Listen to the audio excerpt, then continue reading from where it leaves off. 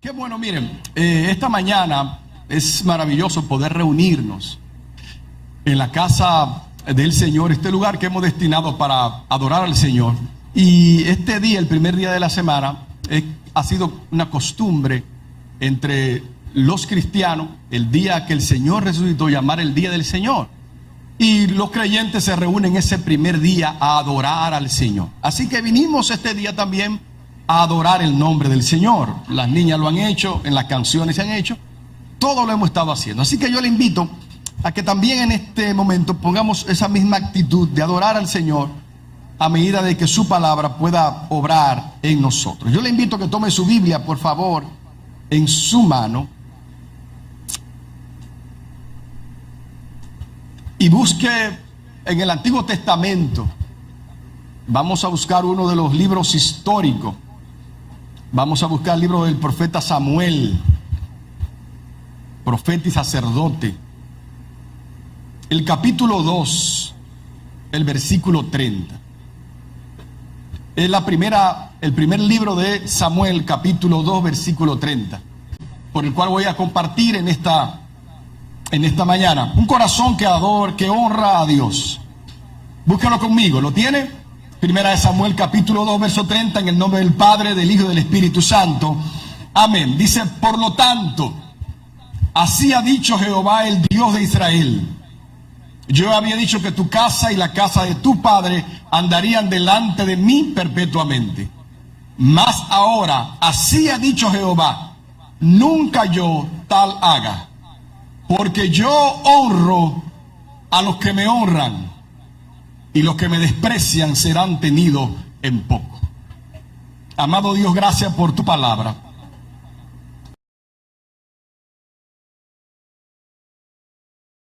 Tu palabra es verdad, tu palabra es santa, tu palabra es vida. Tu palabra es eficaz para habilitar a nuestros corazones, a nuestra situación. Permite que nuestros ojos puedan ver la gloria de tu verdad, de tu carácter, de quién tú eres. Pon colirio en nuestros ojos en esta mañana. Pon celadora en nuestros oídos para escucharte. Pon un corazón sensible para obedecer tu palabra.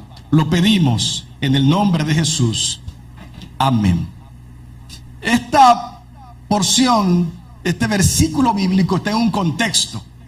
Tal vez visto así, de una forma escrita, como Dios honra a los que le honran, como que no tiene el peso y el significado que realmente tiene.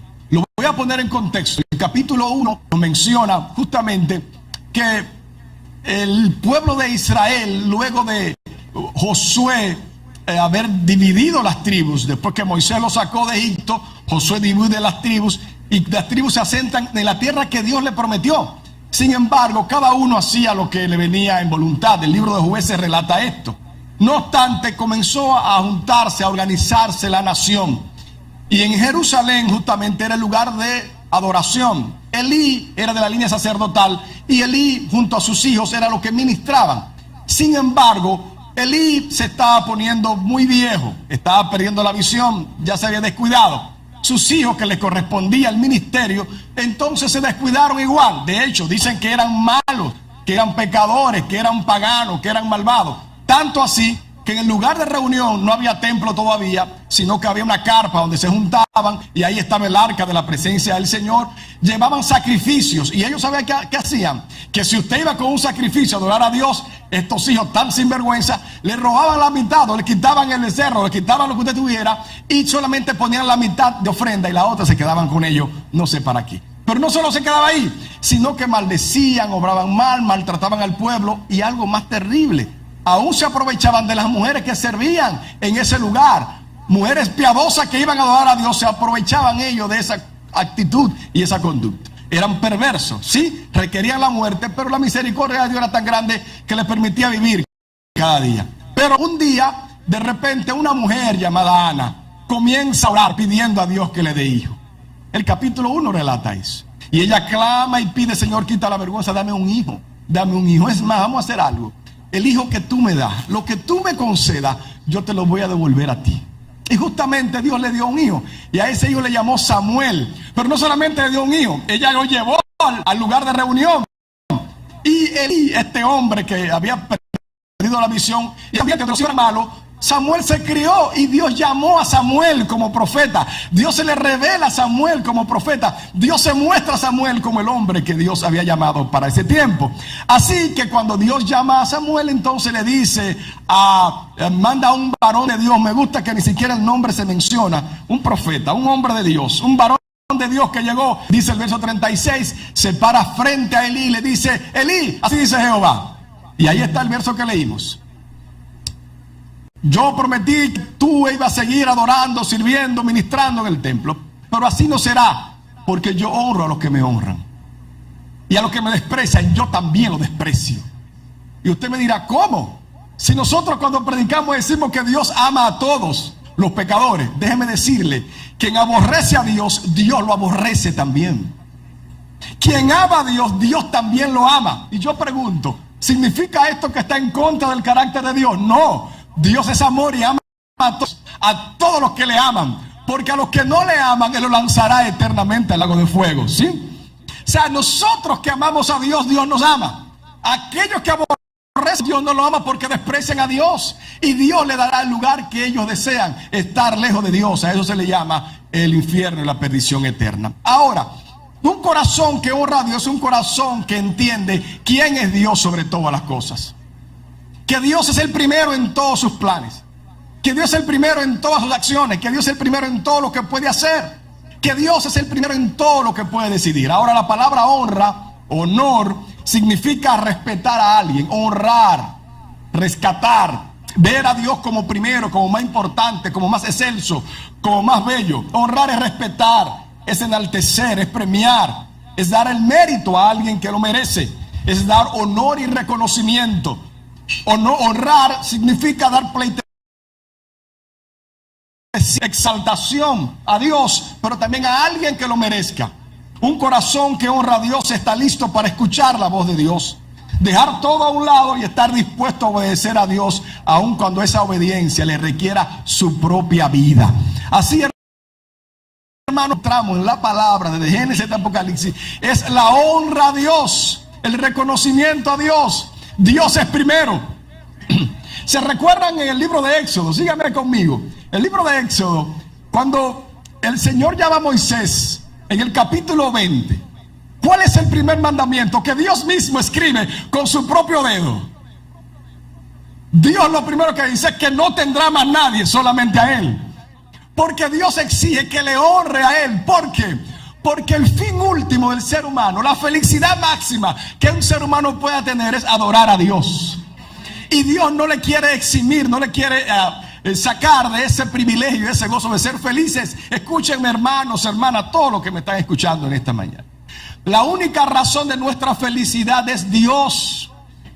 Él es el fin último de la felicidad máxima. Ni el dinero, ni la fama, ni las relaciones, ni las personas. Dios es quien satisface el corazón del ser humano. Aleluya. Así que solo amando a Dios como primero, entonces las demás cosas podrán ser amadas. Si usted ama a Dios primero, usted podrá amar realmente. Marcos capítulo 12, versículos 29 y 31. Vaya conmigo, por favor. Y va a encontrar que Jesús mismo, ese Dios que en el Antiguo Testamento escribió con el dedo, ahora ese verbo se hace carne, que ese Dios, y ahora Dios mismo nos dice a nosotros, escúchenme, oye Israel, Jehová nuestro Dios, uno es, uno solo, el Shema, escucha Israel, Jehová nuestro Dios, uno solo es. Marcos capítulo 12, versículo 29, 31. El Señor nuestro Dios es uno, y amarás al Señor tu Dios con todo tu corazón y con toda tu alma y con toda tu mente y con todas tus fuerzas. Este es el primer mandamiento. Y el segundo es semejante: ama a tu prójimo como a ti mismo. No hay otro mandamiento mayor que este. Corrobora lo que estamos diciendo. Si no amamos a Dios, no podremos amar a nuestro prójimo. Si Dios no es el primero, nuestras relaciones serían a conveniencia. Me acerco a alguien por beneficio, por intereses, por lo que pueda conseguir. De hecho, el orgulloso jamás honra. El que se cree que es el primero jamás puede honrar. Ese fue el principio de Satanás.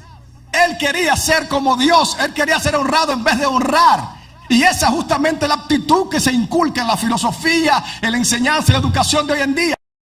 Tú mismo puedes lograr todo lo que tú quieras, que el cielo es el límite. No, lo que tú puedes lograrlo es de acuerdo a lo que Dios te ha hecho y te ha formado con un propósito para que le sirva y le adore a Él. Entonces lo primero que debemos hacer es amar a Dios con todo lo que somos. Y como consecuencia de ese amor a Dios, amaremos a nuestro prójimo. Y esto quiero compartirlo para los que están casados. Si amamos a Dios como primero, como el máximo, como que Él está con nosotros en todos los lugares, como que Él conoce nuestros pensamientos, como que Él sabe nuestras intenciones, como que Él sabe todo lo que somos, por lo tanto seremos fieles e íntegros a nuestra pareja porque amamos a Dios. Y si amamos a Dios con todo el corazón y Dios nunca nos deja, y aún sabe nuestros pensamientos, aún sabe las miradas que hacemos, aún sabe la intención que tenemos, y si amamos a Dios con todo nuestro corazón, seremos fieles a nuestra pareja todo el tiempo, porque Dios es el primero en nosotros. El día que Dios es quitado, entonces cualquier otra cosa se pierde. Aleluya. Pero no solamente esto. Si tu ministerio es primero que Dios, perderá las dos cosas. Si tu matrimonio es primero que Dios, las dos cosas serán perdidas. Si tu carrera, si tu negocio, si tu cónyuge, si tus hijos, si tu finanzas, si lo que tú eres, si tu salud, si todo lo que tienes es primero, lo pierde a los dos. Dios es primero, lo demás que tú tienes le pertenece a Él. Y si alguno no está muy seguro de eso, de que hay algo que tiene, bueno, hay una parte que es de Dios, pero hay otra parte que es mía. Yo quiero que vaya al libro de Romanos conmigo y vamos a encontrar que de usted nada le queda, todo es de Dios. Romanos capítulo 11, el versículo 33. El apóstol Pablo está escribiendo del capítulo primero de Romanos, capítulo 2, 3, 4, 5, hablando de la gracia de Dios, que la salvación es de Dios, que Dios rescata al ser humano, que Dios es el que alcanza al perdido, que los hombres están perdidos en sus delitos y sus pecados, que solamente Dios ha elegido, que irrevocables son los dones, el llamado de Dios, que cuando Dios llama, Él te hace permanecer. Así que después que Pablo termina todo este discurso, en el capítulo 11, Él prorrumpe, Él alaba, Él eleva su corazón al cielo y me parece ver su rostro mirando a lo más profundo del espacio diciendo: oh, profundidad de riquezas de la sabiduría y de la ciencia de Dios. Léalo conmigo. Romanos capítulo 11, versículo 33. Oh, profundidad de riquezas de la sabiduría y de la ciencia de Dios. Cuán insondables son sus juicios e inescrutables sus caminos. Porque ¿quién entendió la mente del Señor? ¿Quién fue su consejero? ¿O quién le dio a Él primero para que le fuese recompensado? Porque de Él y por Él y para Él son todas las cosas. A Él sea la gloria por los siglos de los siglos. Amén. Aleluya. Terrible, ¿verdad? Ahora, para algunos que tal vez se perdieron de la magnitud y de la profundidad del pensamiento de Pablo al escribir, esta traducción dice: cuán insondables son sus juicios. Tal vez para algunos les suene un poco, no con mucho significado la palabra insondable. Insondable es profundo, que no tiene fondo. La palabra insondable se utiliza mayormente en marina y en navegación. Cuando se está en alta mar, se tira una sonda. Y se tira y no tiene fondo. Así son insondables, sin fondo, profundo son los juicios de Dios. La palabra también no entiende mucho qué es inescrutable. Escrutar es investigar, es conocer, es saber. Y aquí dice que son inescrutables, que usted no puede saber, no puede conocer, no puede entender todos los caminos de Dios.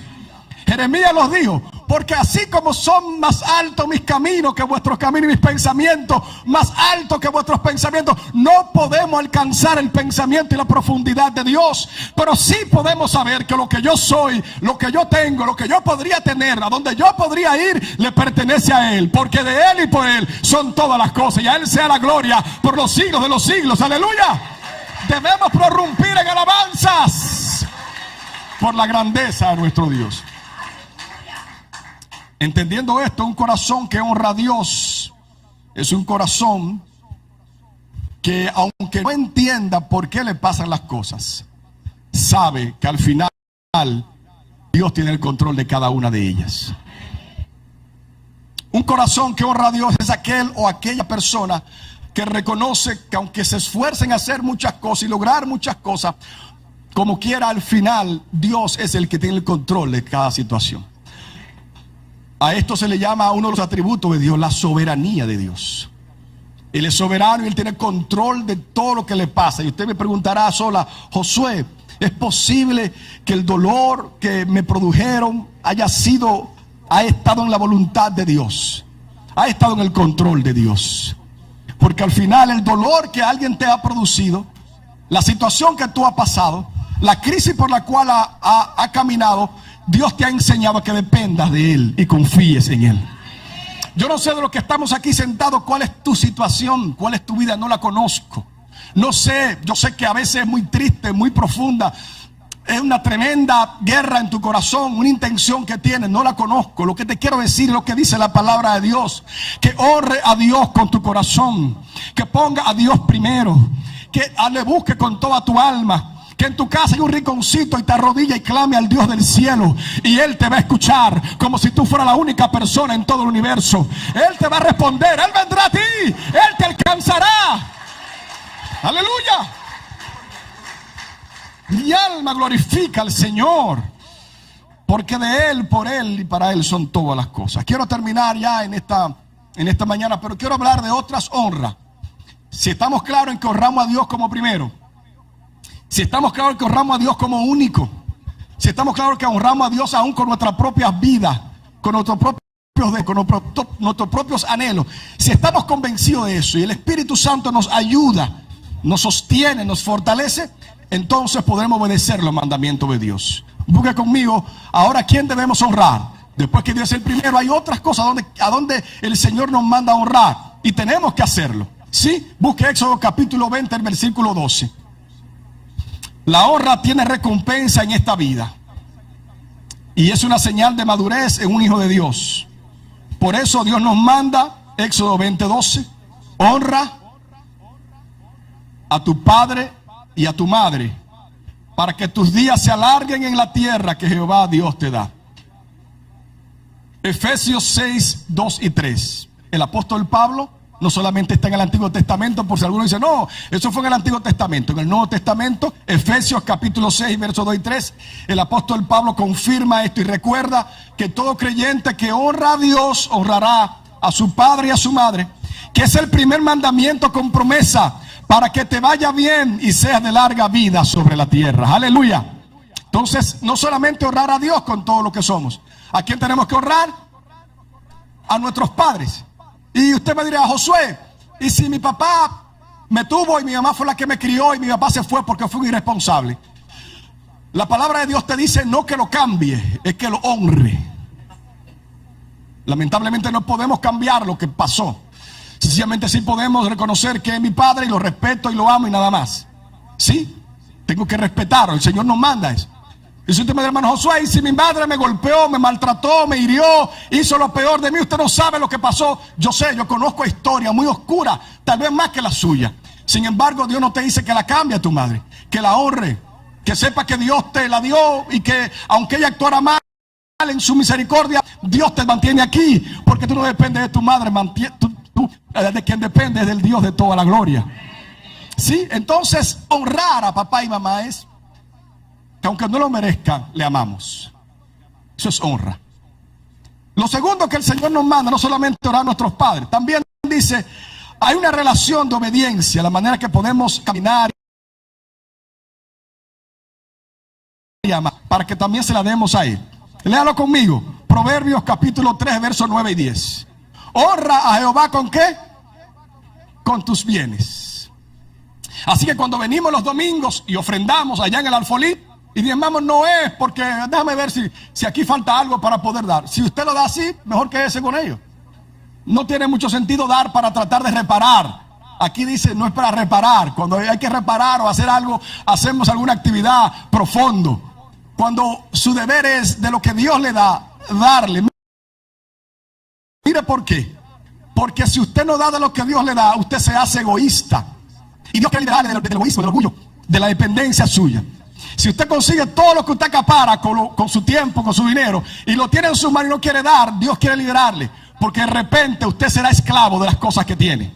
Así que el diezmo y la ofrenda es la manera que Dios nos libera a nosotros para compartir con otros. Así que diezme, sí, un sobre allá atrás, hágalo.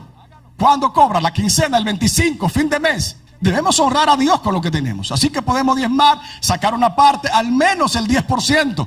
Hay personas que dan más, 20, 30, 50, no sé.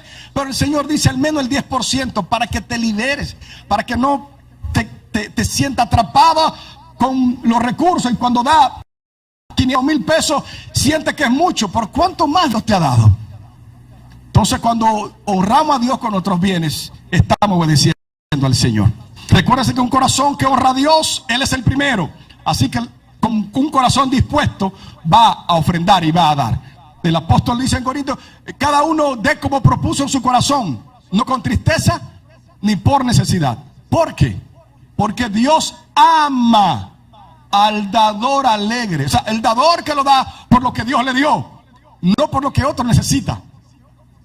¿Sí? Yo doy por lo que Dios me dio. Si Dios me da, yo doy. Si no, entonces no lo haga por mucha gracia. Ahí me preocupa, mucha gente dice, bueno, yo no soy cristiano, yo no voy a la iglesia, pero yo mando mi diezmo. Es un absurdo. Usted puede dar a quien usted quiera y está bien, pero por eso usted no agrada a Dios. ¿Me escucharon? No se agrada a Dios porque alguien diezme. Yo recuerdo que aquí fue una persona, yo nunca dejé de mandar mi sobre de diezmo. ¿Y cuál es el problema? El Señor no quiere las cosas materiales, o se acaba. Es tu alma, es a ti, una relación personal con tu vida. Eres tú lo importante. La sangre fue derramada por ti, la cruz del Calvario fue por ti, Él resucitó por ti. Así que sírvele con todo el corazón al Señor. Lo otro, el Señor de alguna manera, si tú no das, va a proveer. Él es el proveedor de nosotros. ¿Cuántos dicen amén?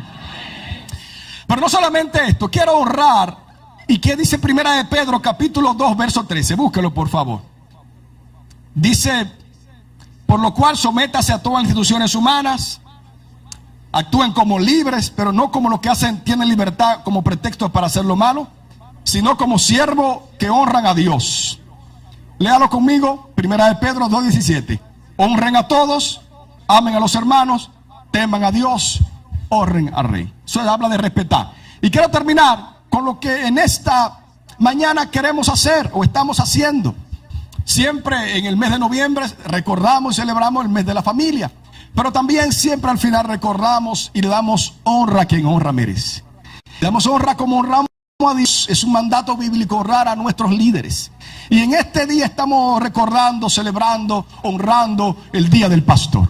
Así que yo quisiera que todos los que estamos aquí diéramos un aplauso al Señor honrando a nuestras pastores. ¿Qué les parece?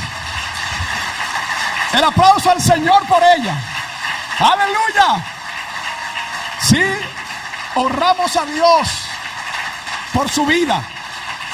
Dios es bueno. ¡Aleluya! Es maravilloso honrar a Dios por lo que nos da. ¿Sí? Honrar a Dios por las cosas buenas que nos concede. Es maravilloso. Hebreos capítulo 13, búsquelo por si alguno dice, espérate, estamos honrando a hombres. Tranquilo, vamos a la palabra, que ahí vamos a encontrar la verdad. ¿Sí? Hebreos capítulo 13, verso 4. El 4. Vamos a leerlo en el 4 porque es un complemento. 4 hasta el 7.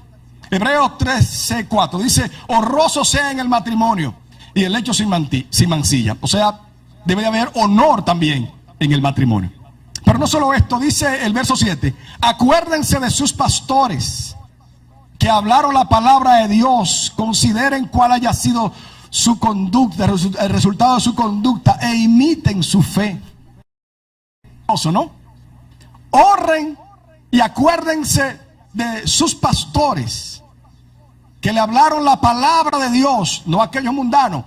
Hay muchos que se llaman pastores que son mundanos y carnales, que no hablan la palabra de Dios. Pueden hablar cualquier otra cosa, pero no Dios. A eso no lo honre.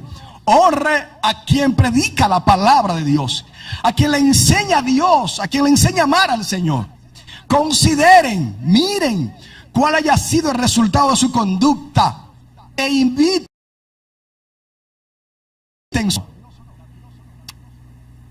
Así que sobre la pastora y sobre los líderes, y mire qué hermoso es esto, que la Biblia toma una símil de pastor.